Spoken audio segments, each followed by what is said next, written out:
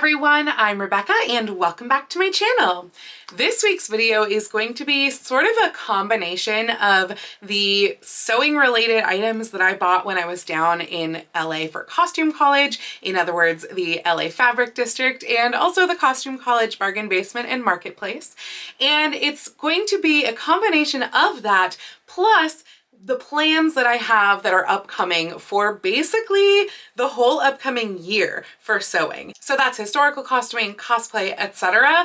All of those plans, a lot of which are revolving around the fabrics that I bought. So we are going to cover those fabrics and notions and everything first, and then we are going to jump right back to the present day because I already filmed that whole section. It was meant to be part of my costume college video and that just got really long. But despite the fact that I'm wearing the same dress in both portions of this, which was a complete accident, we are then going to jump back to the present day and I'm going to tell you kind of the timeline of how those projects work out, plus the other projects that were already kind of in my to-do list that have nothing to do with the fabrics that I bought in costume college this year. So let's go back now to a couple of weeks ago, Rebecca, showing you everything that I got from my trip down for costume college. So it has now been about a week since the end of costume college, a little over a week since the end of costume college, and I just wanted to show you my haul from the bargain basement and the fabric district. So the first stuff here is all from the bargain basement. Again, I did not get that much from the bargain basement this year because I went during the $5 bag fill up time, and honestly there just wasn't a ton that really appealed to me. So the first thing that I got was 3 packages of Yaki braid, which is closest to my hair, but frankly, it's still not a match to this dye. However, I don't know that I'm going to use this dye again, and I think this is the normal color that I buy. It's number 30 for the Sassy Jumbo braids. So I've got 3 of them, and that way I'll be able to do a bunch when my hair goes back to kind of its normal color. I had tried a new dye with this most recent dye job, and frankly, I do really like the color. It's closer to what I want it to be, but I can't find hair pieces to match it, and that means that I can't do historical hairstyles very well. So therefore I cannot keep this as my color if I'm going to be doing historical costuming that needs historical hairstyles without a wig. And then I also got something that I think might lead to a future cosplay, which is this little navy beret here, which is a perfect little beret for Molly. So I think I might be having to do a Molly meet outfit cosplay sometime in the future, just because I now have this beret. We'll see if I can find a good dupe for her sweater though, because that's going to be the hard part. Then I also got some trims, some various trims. I do like to look in the trim section. So I've got this wide eyelet lace, that'll be a good one. And then this I thought was very pretty. This has beading run through it, you can see there. So I think that will just be very pretty to use. I don't know what for, but it's always good to collect trims from the bargain basement in my opinion. We've got this lovely lace here as well. It doesn't look like there's very much of that one, but I still, you know, couldn't leave it behind. This one is just a nice, simple, narrow lace. I like that this looks a little bit more unique. You know, it's not like something you'd get from Joann's. Same with this one right here. I thought this was very pretty. I like how delicate it is as well. And there's quite a bit of this one, it looks like. So that is good. And then also some sequin trim. So it's just kind of that iridescent white sequin and then tiny bit of silver sequins. So that will be good for embellishment at some point. And I also found a little vintage pack of small snaps. I always am running out of snaps, so I think that will be very useful. Oh, I have one more trim because this one was in there. I was thinking it was a hem tape, so I'd grabbed it for Mary, but it is actually a trim. And I think there's 2 different types wrapped on here of light pink lace on there as well. So I don't know that I'll use that at all. I kind of got it by mistake. And then because I really wasn't finding much at all in the bargain basement, I actually also decided to just grab kind of all of the bias tapes that I thought that I could use. So I went for a lot of single fold and the wider bias tape. So I got a whole bunch of packets of bias tape because, you know, you can never have enough bias tape, right? They're always running out, I feel like. So that will be handy. I basically grabbed it in any color that I thought might come in use. And then I also got a couple of ribbons. So just some like narrow ribbons, because it's always good to have some narrow ribbon. So I got a few of those. And lastly, I got one thing of wide Christmas ribbon. This was on its own spool, but I took it off the spool for easier packing. But yeah, it was just a big thing of wired kind of plaid Christmas ribbon. And then from the marketplace, from my favorite seller in the marketplace, I mean, the only thing that I got in the marketplace was the ribbon from my favorite ribbon seller. So I got a lot of ribbon. I luckily took a picture of the ribbons that I have back there so that I could hopefully remember what I had. Basically, she does this deal where it's 4 spools of ribbon for $10. And I had like 5 that I wanted, so she convinced me naturally to get 8 spools of ribbon. Now, generally speaking, the black and the white ribbon is not included in her deal, except for some of the narrower ones. So I did get like a narrow white. You can see that down here at the bottom. And this is actually a navy. It's a really dark navy. And then we've got deep purple, kind of a mid purple, which is a little bit ombre. This one up here, thought that was interesting. A silver, this nice wide lemon yellow. And then I really liked this kind of orangey color, and then the light purple. So lots and lots of ribbon, 20 bucks worth of ribbon, but frankly it was worth a lot more than $20. But yeah, this is everything that I got from the marketplace at Costume College. Oh, I nearly forgot. I did actually get 2 small pieces of fabric from the bargain basement. So I got this one right here, which is kind of like a waxy polished cotton. It was actually on a huge bolt. I had no idea how much it is. I measured it out and I think it's only about 3 yards, unfortunately, but it's kind of that 18th century print. I'm just not sure about this waxiness. I couldn't tell that it was like this because it was under plastic on the bolt. So I don't know what I will wind up using it for. I'm going to stick it in the laundry and see if maybe some of that waxy treatment comes off. And then I thought this was just so adorable. It reminded me of some of Kit's outfits. It's got little puppy dogs on it, and it says that there's 3 3/4 yards plus cabbage. So I'm not really sure yet what I will do with this, but I'm kind of thinking maybe a Kit inspired outfit if 3 3/4 yards is enough to do that with. So let's talk about what I found in the fabric district. So one of the projects that I was looking for stuff in the fabric district is a very different project than what I would normally do, and that is, I think I'm gonna, well, I know I'm gonna now because I found the fabric, make Jane Seymour from 6. This is what that costume looks like, so you can tell a total departure from what I would normally do. And I actually found all of the fabrics, not the trim, but all of the fabrics that I need for that outfit in the fabric district. So that was really, really exciting. So this is the bodice fabric right here. I think this is really like a sort of a spandexy type fabric, and hers is probably more like a pleather, but it looks very pleathery. I love the iridescence. It's exactly what I was looking for. And I feel like this will be a lot easier to work with than a pleather, which I've never worked with before. And then these 2 fabrics I thought were just an amazingly perfect layering. I feel like you are not getting the full impact of the sparkle on this right now, but this is 2 different fabrics. So we've got the sparkly, like iridescent fabric there, and then this black wide net over the top, and this makes up the bulk of the rest of the costume. This sparkly fabric was actually out sitting on the street. I had already seen this at like one other store and walked past because it didn't look quite right, and this was sitting out on the street, the bolt of it, in direct sunlight, and it was just like, oh my god, it looked freaking amazing. And the same store had this black net as well.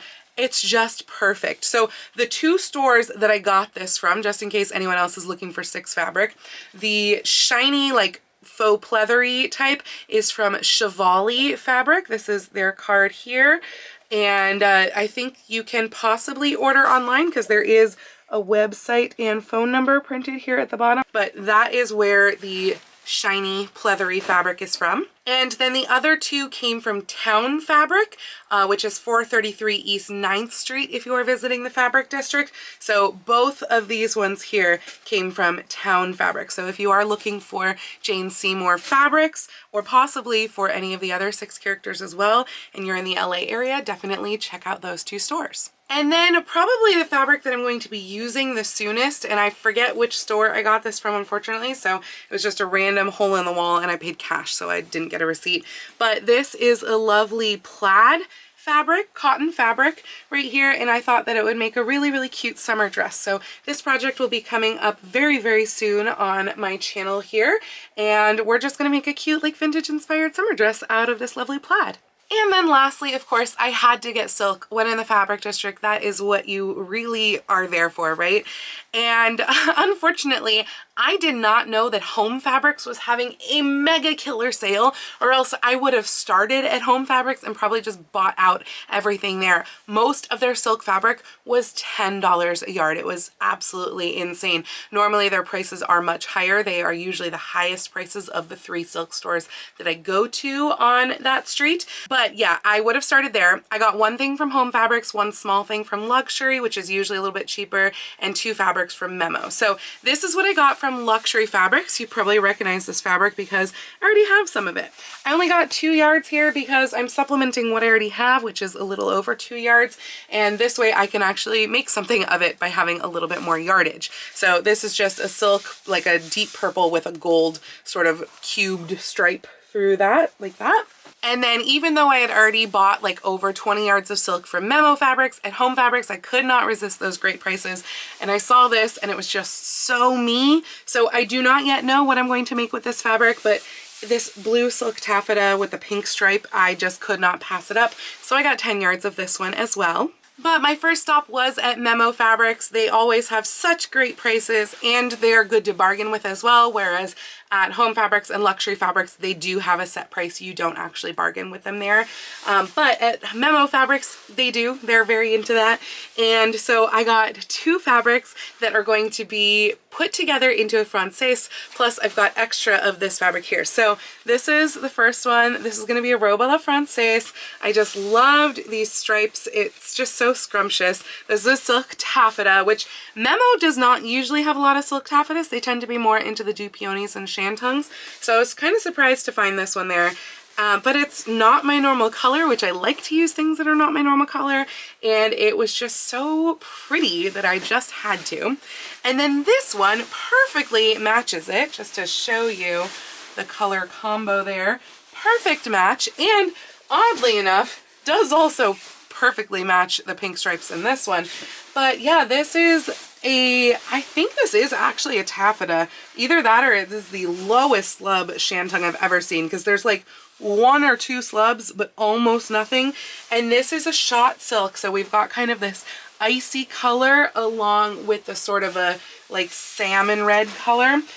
Basically almost the same color as my dress, and you just can't tell because it's cut with that shot of the icy. But yeah, this is so pretty. And the other thing that I bought this for, because I did get enough of this, was I saw this painting last year when I was in England, and off the top of my head right now I can't remember her name, but she lived in one of the giant houses that we went to that had been turned into a museum. And I know that her dress is velvet, but this is like an exact color match for her dress. And I already have another fabric that I think would work for her skirt. So I think that project might be in my future as well, which is cool because it's an era that I've never done. We're talking very, very early 1700s here. And I love diving into new eras. It's one of the only eras I have not covered, in fact, I would say. And same with like a robe a la francaise. I've never actually made a robe a la francaise before. So I'm very excited to try some new things in the coming year. And those are a couple of the projects that I'm thinking of doing with these new fabrics. So yeah, that was my fabric haul. I went a little bit crazy just because the prices were so good, but I'm kind of almost disappointed that I didn't get more because the prices were just so absolutely amazing. So if you're in the fabric district anytime soon, definitely go check out, especially Home Fabrics. Memo Fabrics, the prices are actually what they normally are there, which are always good, the $10 a yard. Home Fabrics never has silk for $10 a yard, so definitely go check that out. Okay, so now that I have shown you everything that I got while I was down in LA, let's talk about the timeline of how all of these projects are going to progress. And then also I'm going to show you some of the other fabrics, etc., that are going to be used on other projects that were already kind of on my to-do list before I bought all of those amazing fabrics down in costume college.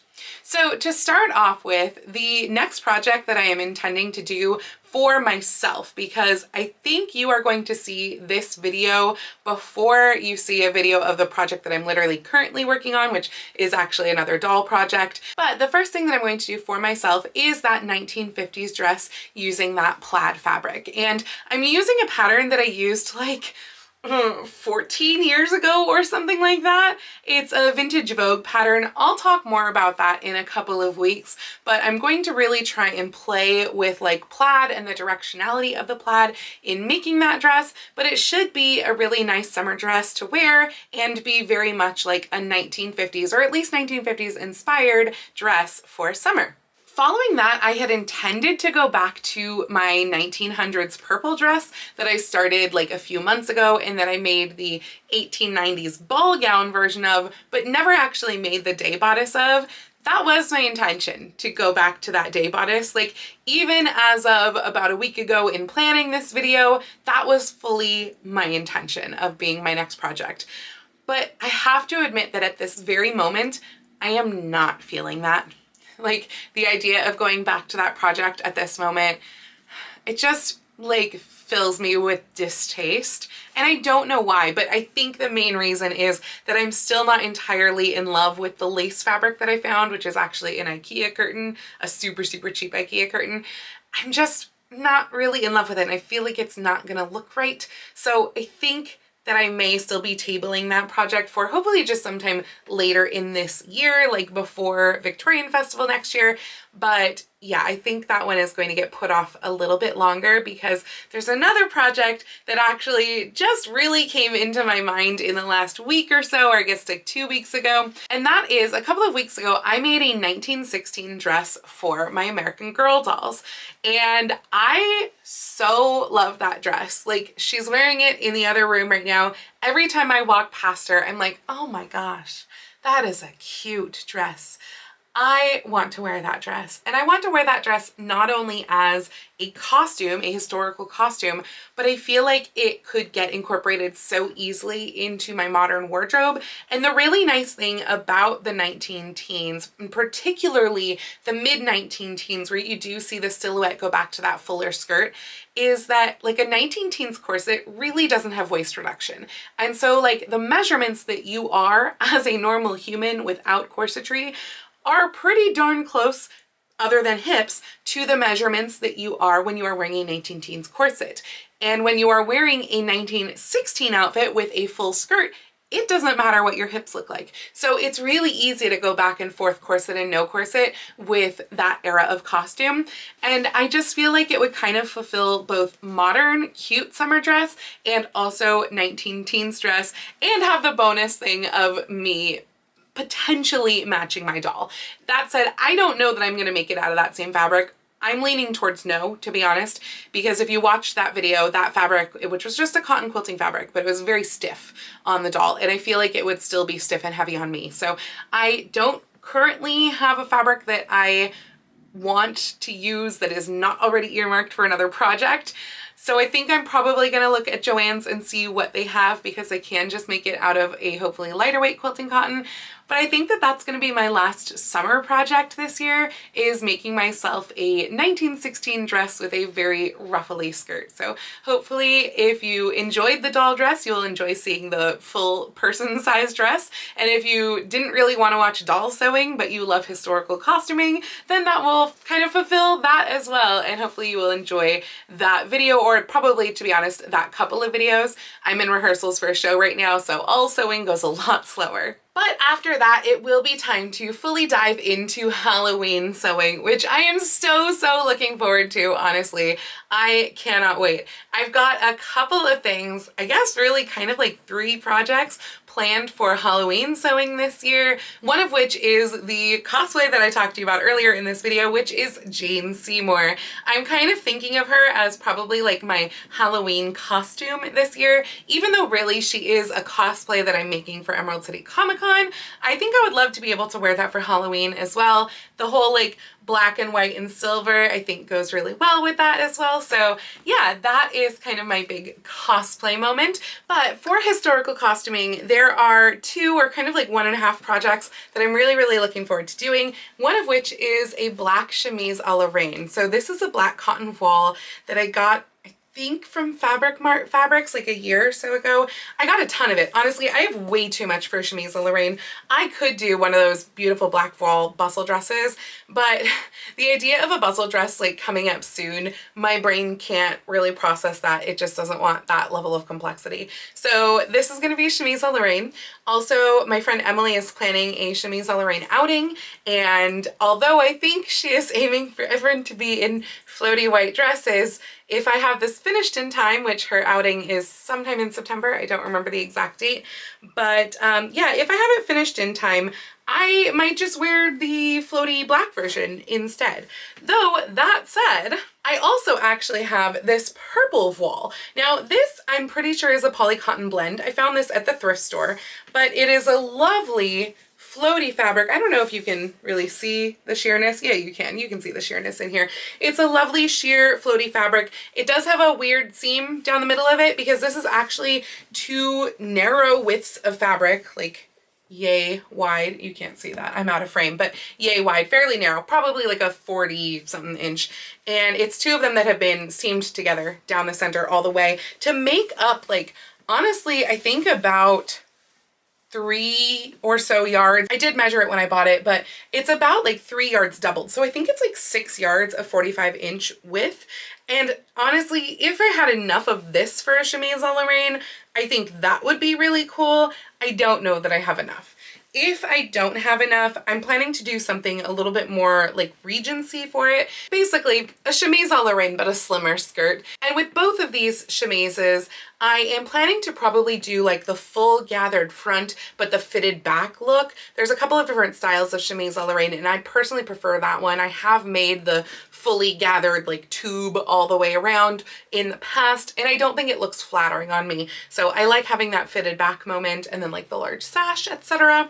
But yeah, so I'm either going to do like 2 chemise a la Reines, if I can swing it out of this, or probably a Regency gall and a chemise a la Reine out of the black, but those are kind of all my fall sewing projects. Now, I don't know how far into like past Halloween type fall those are all going to take me, but as we get closer into like Christmas time, I actually have another Regency project planned, which is using that purple silk that I showed you earlier, and I want to make myself, if not a full new like Regency evening or ball gown. There's a 12th night ball that gets put on by Washington Regency Society every January, and I've been wearing the same dress to it like for years. So I need something new to wear to that ball, and I'm thinking if I have enough of it, because I probably still didn't buy enough, even though I bought more of it, I probably still didn't buy enough and I should have bought more.